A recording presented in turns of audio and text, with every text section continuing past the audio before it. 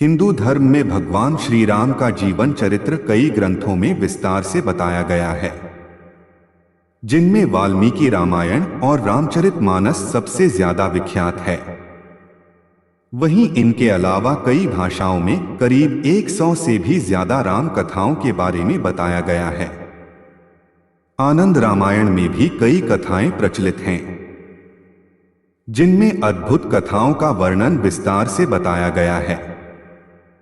आनंद रामायण के अनुसार ऐसा बताया गया है कि जब भगवान श्री राम रावण का वध कर अयोध्या लौटे, तो यहाँ अनेक ऋषि मुनि और विद्वान ने आकर उनकी खूब प्रशंसा की। भगवान श्री राम की प्रशंसा सुनकर माता सीता हंसने लगी।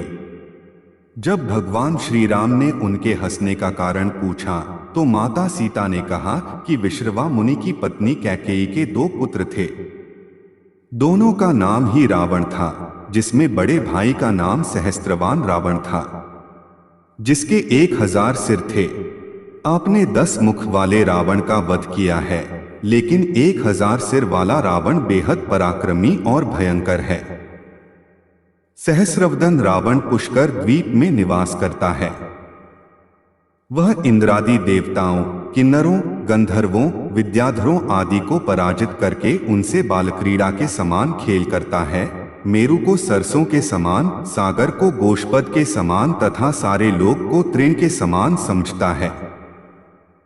वहीं छोटा भाई दशवदन लंका में निवास करता था। अभी इस छोटे वाले रावण का वध किया गया है, और यह तो कोई बड़ी बात नहीं है। सहस्रवदन का वध हो जाए तो सारा जगत स्वस्थ हो जाए। पौराणिक कथा के अनुसार माता सीता की बात सुनकर भगवान श्री राम अपनी सेना और माता सीता को लेकर पुष्कर पहुंच गए, जहां 1000 सिर वाला रावण रहता था। सहस्त्रवन रावण और भगवान श्री राम के बीच भयंकर युद्ध हुआ। इस युद्ध में श्री राम बेहोश हो गए और उनका पुष्पक विमान नीचे गिर गया। जब माता सीता ने ये देखा, तो उन्होंने भयंकर रूप धारण किया और हाथ में खड्ग लेकर रावण के सभी सिर को काट दिया और उसका वध किया। जब भगवान श्री राम को होश आया और उन्होंने देखा कि देवी माता सीता ने 1000 सिर वाले रावण का वध कर दिया है, तो उन्होंने सहस्त्र नामों से मां सीता की स्तुति की। भगवान श्री राम के मुख से स्तुति सुनकर माता सीता का क्रोध शांत हुआ। वह वास्तविक स्वरूप में लौट आईं।